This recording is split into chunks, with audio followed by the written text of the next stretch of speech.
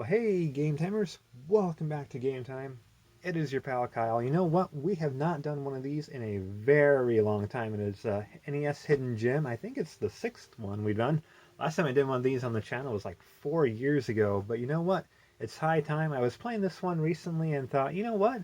I don't hear a lot of people talk about good old RoadBlasters on the NES.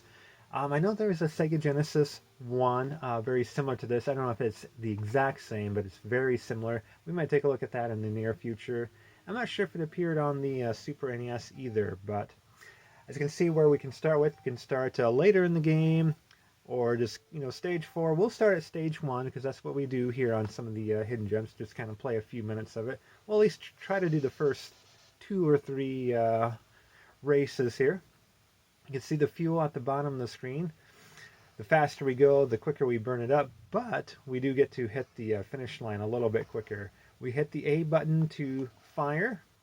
We're going to shoot enemy cars, and the best way to describe this game, it really is a mix of pole position and Spy Hunter, I think, is the best way to describe this game. So if you are a big fan of either or of those games, you might get a kick out of this one.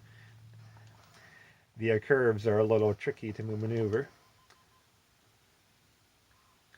Bonus fuel for getting all those yellow cars in a batch there. And these green spheres are fuel dots, is the best way to describe those. So to me, it kind of looks like very much like a Sega Master System game, with kind of how it looks and the colors and everything.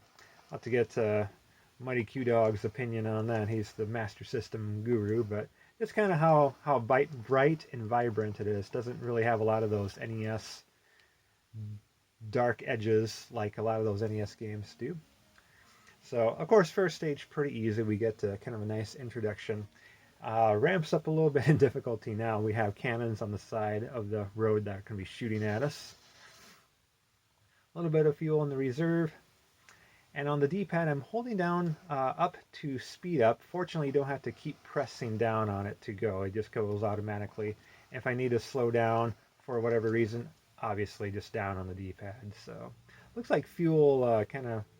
Oh, and here we go with a nice Uzi cannon. Now I get the B button, and I can do some rapid fire machine guns here. Of course, we only have so much ammo to do. And now we have cannons on the side of the road shooting at us now, too. Easier to dodge if you can kind of see the ammunition or the fire coming at you.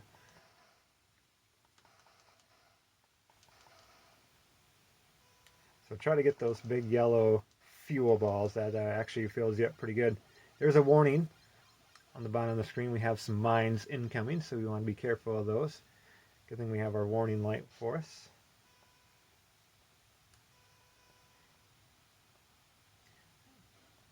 Oh, gotta watch out for those cannons. I think we did pretty good on that one, actually. I normally get hit. But I have to put on a good game for the audience. So we'll do one more stage so you kind of get the gist of what the game's like. But yeah, this is a fun NES game that I just don't hear a lot of people talk about. I think it, like I was saying, fans of Spy Hunter and Pole Position will really enjoy this one. It's nice. It's a nice marriage of the two, if you will. Watch out for those oil slicks. There's a lot of hazards on the road from now on.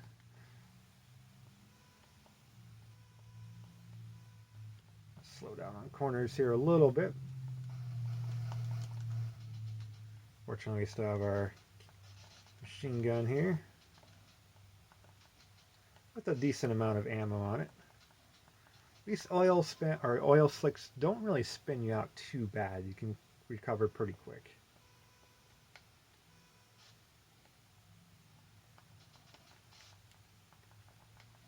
Oh! I lost my my cannon. Fortunately, we can get some more upgrades here later on as well.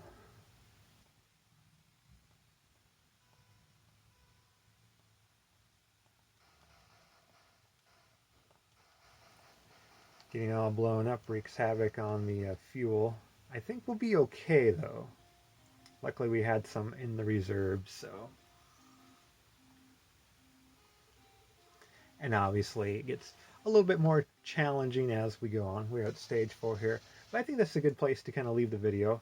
I want to thank everybody for taking a few moments watching the video. Hopefully, if you haven't heard of this game, maybe give it a go.